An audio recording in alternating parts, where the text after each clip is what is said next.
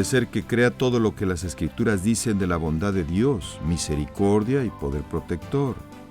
Pero ¿cómo es posible que la Biblia diga que los tiempos difíciles, las pruebas y tiempos de aflicción son de hecho buenas para usted? Descúbralo el día de hoy en Gracia a Vosotros.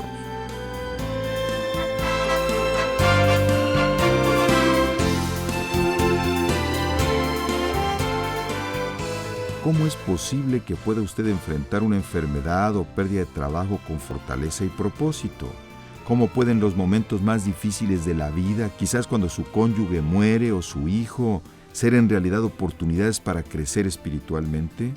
¿En dónde puede encontrar consuelo y esperanza en esos días tan oscuros? Veremos lo que es quizás el pasaje más claro para explicar cómo un cristiano puede enfrentar tiempos duros, aún la tragedia más grave, con determinación y definitivamente todo esto con paz. Ese pasaje en Romanos 8:28. Y hoy el pastor John MacArthur, en la adaptación y predicación del pastor Henry Tolopilo, continúa con una mirada profunda a este versículo monumental, al continuar con el estudio titulado Seguridad en el Espíritu, que es el título de lo que estamos estudiando en Gracia a Vosotros. Ahora, ¿cuáles son las cosas o algunas cosas que nos causan el bien, de tal manera que algún día nos lleven a esa gloria final? Quisiera considerar algunas de ellas. A veces es difícil de creer, ¿no es cierto?, que todas las cosas nos van a ayudar a bien, pero pensemos en varias de ellas. Comencemos con las buenas. Hay cosas buenas que nos suceden en esta vida, ¿sí o no? Especialmente todas las cosas que son buenas y que vienen de Dios. Por ejemplo, Dios y su poder en nuestra vida nos ayuda al bien final, ¿sí o no? Por supuesto. Deuteronomio 33:27 nos dice que el eterno Dios es tu refugio y debajo están los brazos eternos. Él echó al enemigo delante de ti, hablando de Israel. Dios es nuestro refugio. Eso es bueno. 2 Corintios 12:9 nos dice el apóstol, y él me ha dicho, bástate mi gracia, porque mi poder se perfecciona en la debilidad. Por tanto, muy gustosamente me gloriaré más bien en mis debilidades, para que el poder de Cristo more en mí. Entonces, Dios y su poder es algo que nos causa el bien, por supuesto. Ahora, la sabiduría que viene de Dios también nos ayuda al bien. Efesios 1:17, por ejemplo, nos dice que el Dios de nuestro Señor Jesucristo, el Padre de gloria, os dé espíritu de sabiduría y de revelación en un mejor conocimiento de Él. Obtenemos sabiduría por parte de Dios. Una oración similar en Colosenses 1:9. Pablo dice, por esta razón, nosotros también desde el día que lo supimos, no hemos cesado de orar por vosotros y de rogar que seáis llenos del conocimiento de su voluntad en toda sabiduría y entendimiento espiritual. La sabiduría de Dios es algo que nos causa el bien. La bondad de Dios nos ayuda para el bien. La bondad de Dios. Romanos 2:4. O tienes en poco las riquezas de su bondad, tolerancia y paciencia, ignorando que la bondad de Dios te guía al arrepentimiento. La bondad de Dios nos causa el bien, porque según este pasaje, la bondad de Dios nos guía al arrepentimiento. Y yo doy gracias a Dios porque el Señor en su bondad nos da arrepentimiento. Su fidelidad nos ayuda para nuestro bien, ¿no es cierto? Salmo 91:15, me invocará y le responderé. Yo estaré con él en la angustia, lo rescataré y le honraré. Filipenses 4:19, y mi Dios proveerá todas vuestras, ¿qué? Necesidades, conforme a sus riquezas en gloria en Cristo Jesús. La fidelidad de Dios en proveer todo lo que necesitamos, no lo que queremos. 1 Tesalonicenses 5:23 dice Pablo, y el mismo Dios de paz os santifique por completo, y todo vuestro ser, espíritu, alma y cuerpo sea preservado irreprensible para la venida de nuestro Señor Jesús. Y después agrega, fiel es el que os llama, el que también lo hará. La fidelidad de Dios nos causa el bien. Pudiéramos seguir mencionando un montón de cosas, varios atributos y características de Dios que obran a nuestro favor para bien. Pero hay otras cosas que son buenas también que pudiéramos mencionar de la Escritura. Por ejemplo, nos dice la Biblia que los ángeles de Dios, ¿sabía usted?, son agentes de Dios para nuestro bien. ¿Alguno de ustedes vio un ángel alguna vez? No, yo tampoco. Sin embargo, la Biblia nos dice que los ángeles, no California, sino los ángeles, son agentes de Dios para nuestro bien. Escuche lo que dice Hebreos 1:14. ¿No son todos ellos, hablando de los ángeles, espíritus ministradores, enviados para servir por causa de los que heredarán salvación? ¿Quiénes son los que están ministrando a los santos que van a heredar salvación? Según este pasaje, son los ángeles, espíritus ministradores. No sabemos cómo lo hacen ni cuándo lo hacen, pero el punto es que la Biblia declara que eso es bueno, eso me ayuda a mi bien, ¿no es cierto? Le ayuda a tu bien. Ellos están colaborando para ese propósito. La Biblia nos dice también que otros creyentes sirven para nuestro bien. En 2 Corintios 1:24, Pablo dice, no es que nos enseñoremos de vuestra fe, sino que somos colaboradores con vosotros, para vuestro gozo, porque en la fe permanecéis firmes. Pablo dice, y Timoteo, somos colaboradores para vuestro bien. Ese pasaje que conocemos bien de Hebreos 10:24, que debemos considerarnos cómo estimularnos unos a otros al amor y a las buenas obras, nos da evidencia de que otros creyentes son medios que Dios utiliza para nuestro bien. Todas estas cosas son buenas. Hay cosas buenas que nos ayudan para el bien. Pero este no es el punto principal de Romanos 8:28, sino hacernos ver que las cosas malas o aparentemente malas también nos ayudan para bien. Dios las utiliza y transforma en la vida de un creyente para su bien, para vuestro bien y para el mío. Pudiéramos tal vez dividir las cosas malas que nos suceden en tres categorías de cosas malas. Sufrimientos, en general vamos a hablar de eso, tentaciones y pecados. Y vamos a hablar de cada una de estas. Sufrimientos. ¿De dónde viene el sufrimiento en la vida de un creyente? Bueno, en principio tenemos que reconocer que el sufrimiento tiene su origen, ¿en dónde? En el pecado. Es la consecuencia del pecado. Comenzó allá en Génesis 3. Es el resultado de la maldición. Si Adán y Eva no hubieran pecado, no habría sufrimiento. Cuando ellos fueron creados perfectos y disfrutaban un ambiente, un medio ambiente perfecto, sin ningún tipo de sufrimiento. Qué lindo, ¿no? Bueno, algún día nosotros experimentaremos eso también, pero tenemos que esperarnos. Pero el sufrimiento tiene su origen en Génesis 3, en el pecado, en la caída del hombre. Dios maldijo a Adán, maldijo a su mujer y maldijo a la creación como resultado del pecado, y desde ese momento en adelante el hombre sufre. ¿Qué dice Job? Que el hombre nació para el sufrimiento, así como las chispas salen para volar. De todo ser humano ha nacido para sufrir.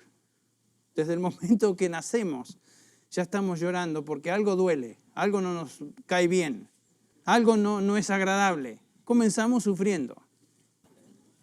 A veces el sufrimiento viene porque Dios interviene directamente en la vida de sus santos. Por ejemplo, ustedes recuerdan a Ruth. Ella dijo, no me llaméis Noemí. Estoy hablando de Ruth 1:20. Cuando dije Ruth me refería al libro. Dice, no me llaméis Noemí, llamadme ¿cómo? Mara, ¿de dónde viene María? Acuérdense, hay varias Marías acá. Porque el trato del Todopoderoso me ha llenado de amargura. Eso es el trasfondo de la palabra María, amargura. De Mara. Lo siento, pero ese es el origen etimológico de la palabra en la Biblia. Así que no me estoy agarrando con las Marías. Pero dice Noemí, llámenme Mara porque Dios, el Todopoderoso, me ha llenado de amargura. Es la intervención de Dios en mi vida por la cual me siento así, en este momento. La vida de Job es otra ilustración de una persona que Dios permite el sufrimiento en su vida. A veces Dios usa el sufrimiento como disciplina, ¿no es cierto?, en la vida de sus hijos. 1 Corintios 11:29, ustedes recuerdan aquel pasaje de la Santa Cena donde Pablo nos invita a examinarnos. Nos dice que el que come y participa de los elementos sin discernir, recibe ¿qué? Juicio para sí. Por esta razón, dice Pablo, hay muchos débiles y enfermos entre vosotros y algunos ya duermen. Hablamos de eso, ya han muerto. Pero si nos juzgáramos a nosotros mismos, no seríamos juzgados. Pero cuando somos juzgados, el Señor nos disciplina para que no seamos condenados con el mundo. El punto es que Dios utiliza todo tipo de sufrimiento para el bien de sus escogidos, aun cuando los disciplina es para su bien. Mencionamos a Job. Hay dos ilustraciones sobresalientes en el Antiguo Testamento. Job es uno de ellos, donde Dios permite tremendo sufrimiento en la vida de este santo. Yo creo para demostrar que la fe de un genuino hijo de Dios va a perdurar a pesar y a través del sufrimiento. Y al cabo de su vida, ustedes recuerdan, al cabo de su experiencia amarga, él dice en el capítulo 42:1, entonces Job respondió al Señor, aprendió su lección. Yo sé que tú puedes hacer todas las cosas y que ningún propósito tuyo puede ser estorbado. He sabido de ti solo de oídas, dice en el versículo 5, pero ahora mis ojos te ven. Por eso me retracto y me arrepiento en polvo y ceniza. El sufrimiento en la vida de Job tuvo propósitos buenos por parte de Dios. En Génesis capítulo 39, hasta el fin del libro, la historia de José, donde vemos que el pobre José, este joven, fue vendido por sus hermanos, sufrió cualquier cantidad de problemas y dificultades en su vida y aparentemente todo iba de mal en peor. Pero al cabo de su experiencia sufrida, su sufrimiento en esta vida, cuando se encuentra con sus hermanos, les perdona y escuchamos estas palabras: vosotros pensasteis hacerme mal. ¿Se acuerdan?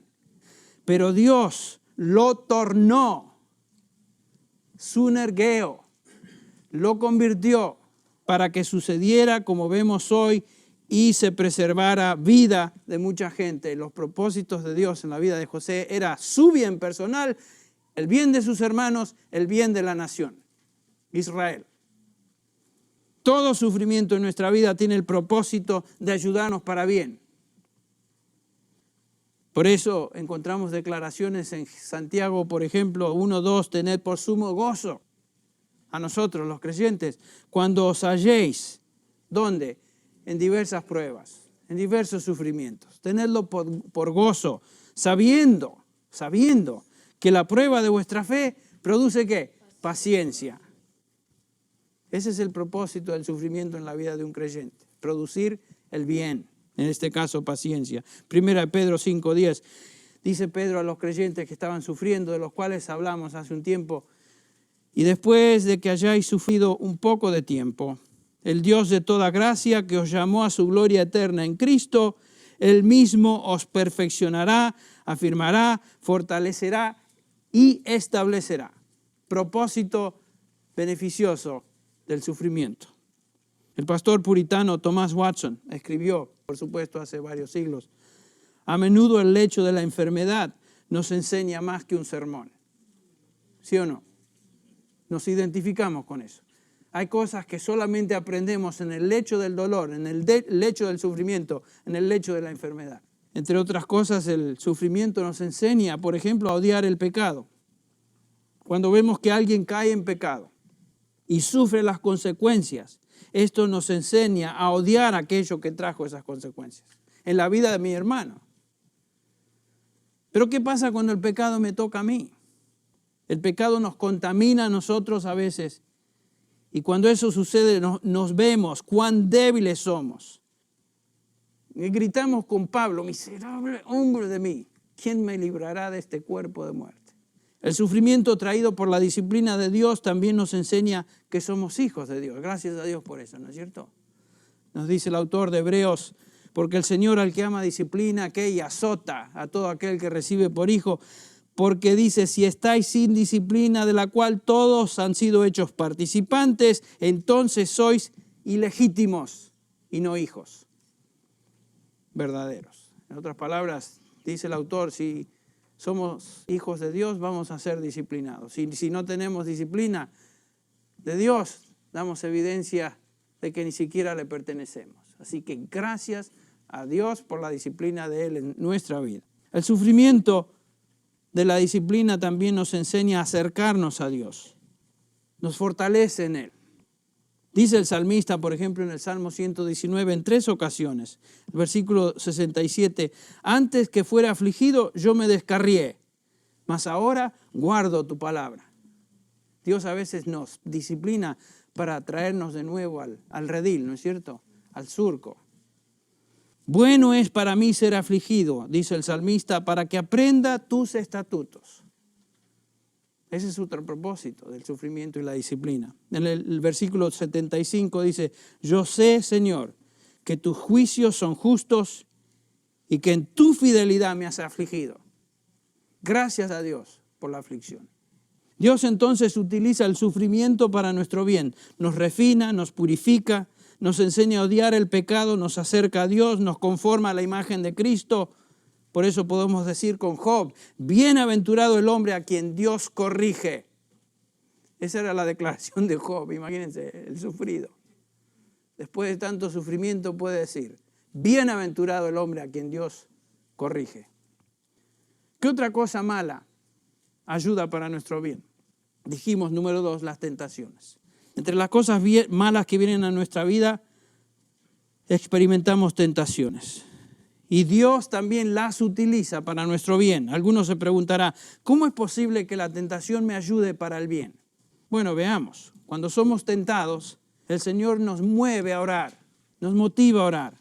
Cuando nos sentimos amenazados por la tentación a caer, esto nos empuja a buscar refugio en nuestro Dios. ¿Y saben qué? Eso obra para bien. Eso es bueno. Cuando somos tentados también nos damos cuenta de qué débiles somos. Qué incapaces de sobrellevar cualquier tentación solos. Esto nos humilla y quita el orgullo de creernos algo. Esto también es bueno, sirve. A menudo cuando soy tentado a pensar, y estoy hablando algo personal ahora, o hacer algún mal, esto me avergüenza y me obliga a clamar al Señor por misericordia y confesar el pecado de creer que he llegado a algún nivel espiritual. La tentación a sentirnos superiores a aquellos que son débiles. Vosotros que sois espirituales, dice Pablo, restableced a los débiles. Pero eso no quiere decir que el ser espiritual nos debe llevar a una actitud de creernos más. La lucha con la tentación también debe agudizar nuestro deseo de estar con el Señor. ¿No es cierto? Pablo dijo, para mí el vivir es Cristo y el morir es ganancia. Pablo decía, estoy viviendo y mientras vivo, vivo por Él, pero ¿saben qué? Morir es mejor. Un incrédulo no puede hablar así. Dice, está loco este. Porque lo único por lo cual viven es el presente. Pero Pablo dice, para mí el vivir es Cristo, el morir es ganancia. Pero si he de continuar viviendo, dice, en la carne, en este cuerpo, esto significará para mí una labor fructífera, y no sé cuál escoger, pues de ambos lados me siento apremiado, teniendo el deseo de partir y estar con Cristo. Ese era su anhelo, su deseo. Pues es mucho mejor. Sin embargo, continuar en la carne es más necesario, dice, por causa de vosotros, los creyentes. Entonces, la tentación nos ayuda a añorar el día que algún día estaremos libres de esa tentación con el Señor. Por último, existe una categoría de malas cosas que nos ayudan para bien. Y esta es la más difícil de tragar. Sin embargo, está bajo consideración acá, bajo eso que dijimos, todas las cosas. El pecado. ¿Saben qué? El pecado en nuestra vida es algo que también Dios utiliza para nuestro bien. Y alguien dirá, un momento, ¿quiere decirme que mi pecado obra para mi bien? Si yo peco, ¿eso es para mi bien? ¿Cómo es posible eso? El pecado, sabemos, es la antítesis de lo que es bueno. Desde lo que entendemos, el pecado es perverso, es malo. Y eso es correcto. Pero Pablo dice que todas las cosas ayudan a bien. El pecar es una experiencia en la vida de todo creyente, ¿sí o no? Es una de las cosas que experimentamos a diario, ¿sí o no? Y si el pecado no estuviera bajo esa cobertura de todas las cosas, quiere decir que una gran parte de nuestra vida estaría excluida de esa afirmación. Pero dice acá que todas las cosas. ¿Es posible que Dios use eso para nuestro bien? De alguna manera, en su sabiduría, en su providencia divina, Dios literalmente controla y convierte lo que es malo en algo positivo. No estamos, por supuesto, minimizando lo horrible del pecado. No estamos diciendo que el pecado es un instrumento de justicia. No estamos diciendo eso. No estamos animando a alguien que diga, como Pablo razona en Romanos 5, bueno, si la gracia sobreabunda cuando uno peca, pues pequemos, para que la gracia sí nos dé con todo, ¿no? Esa es la idea. Y Pablo dice, perezca la idea. Jamás. No estamos diciendo eso. Lo que estamos diciendo es que Dios utiliza el pecado controlando su consecuencia. ¿Recuerdan el concepto de sinergia? Dios de alguna manera convierte aquello que es malo en algo bueno. ¿Se acuerdan de la idea del cloro y el sodio combinado, separados malos, combinados algo positivo? La consecuencia inmediata del pecado en la vida de un cristiano es la disciplina de Dios cuando él no se arrepiente. La consecuencia final del pecado ya fue pagada en la cruz de Cristo. Él llevó el juicio de todos nuestros pecados. Todos fueron incorporados en la cruz de Cristo. ¿Qué pasa en nuestra vida cuando pecamos? Dios, por medio de su Espíritu, comienza el proceso de convicción de pecado, ¿sí o no? El cual nos lleva a arrepentirnos y confesar nuestros pecados. Esto es bueno.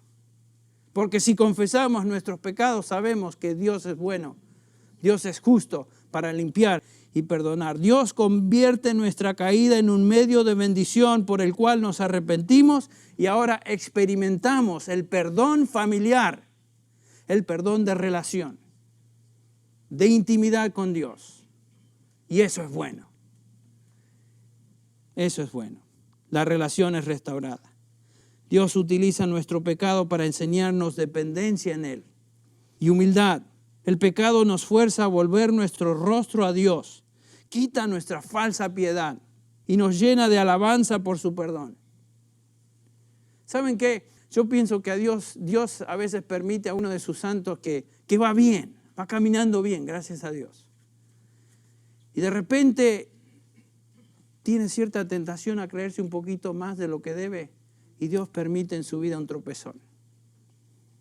Eso lo humilla y le fuerza a rogar por misericordia a Dios. Dios le concede el perdón y eso es bueno. Eso ayuda para bien. Todos estos son resultados buenos del pecado en nuestra vida.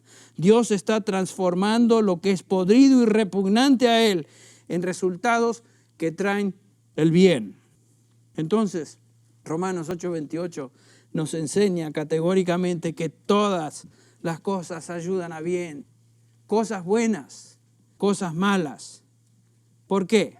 Porque nos enseñan a desear a Dios en nuestra vida. Nos enseñan a ser más conformes a la imagen de su Hijo, Jesucristo. Nos llevan a orar más. Nos mueven a ser más humildes. Nos ayudan a pensar en el bien de otros. Nos hacen pensar más en el cielo, en las cosas de arriba, como Pablo dice en Colosenses. Nos hacen añorar nuestra patria celestial. Y finalmente, nos están preparando para nuestra gloria venidera. Todas las cosas. Algún día seremos como el Señor Jesucristo, cada uno de nosotros. Para esto fuimos predestinados y nada ni nadie frustrará este propósito de Dios. Mi hermano y hermana en Cristo, todas las cosas ayudan a bien. Esa es la extensión de la promesa. El mismo versículo nos dice, es un grupo muy selecto, los que a Dios aman, los que conforme a su propósito son llamados. Esta declaración de Romanos 8 no es una promesa para el mundo, no es una promesa para el que no conoce a Cristo, es una promesa limitada para los elegidos de Dios, para aquellos que han puesto su confianza y fe en el Señor Jesucristo.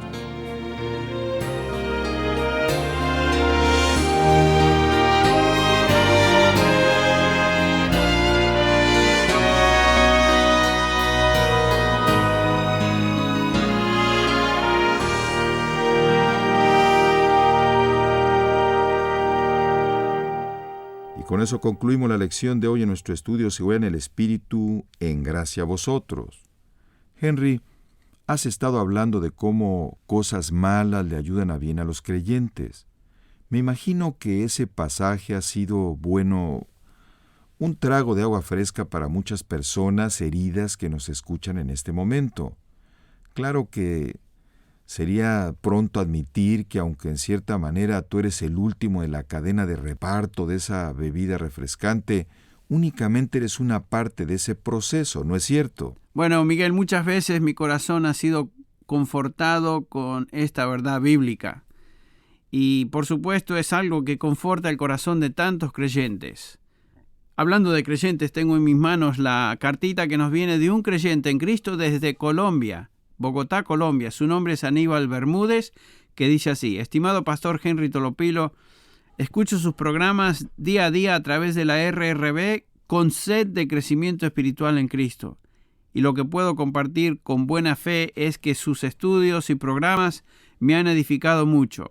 Agradezco a Dios a diario por ministerios y ministros como John MacArthur y usted, que por amor a Cristo dedican su vida a guiar a quienes necesitamos luz para seguir el camino de Dios. Gracias por la leche fresca y no adulterada de la palabra de Dios. Estarán en mis oraciones. Bueno, Aníbal, gracias por tus palabras de aliento que nos estimulan, por supuesto, y por supuesto estimulan a tantos otros creyentes que escuchan este programa. Gracias, hermanos, a cada uno de ustedes por apoyarnos a lo largo del año. Si tiene una pregunta o desea conocer más de nuestro ministerio, como son todos los libros del pastor John MacArthur en español, o los sermones en CD o cassette que usted también puede adquirir, escríbanos y por favor mencione la estación de radio por medio de la cual usted escucha Gracia a Vosotros.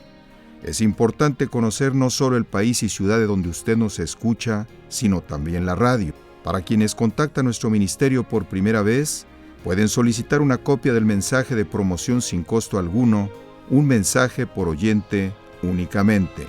Si usted vive en Latinoamérica, escríbanos a Gracia a Vosotros, apartado postal número 7, Administración Plaza Satélite 53102, México.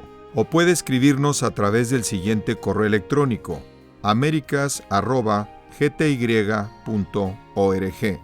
Y ahora, en nombre del pastor Henry Tolopilo y el personal, queremos invitarle a que nos acompañe mañana para otra media hora de estar desatando la verdad de Dios un versículo a la vez, en Gracia a Vosotros.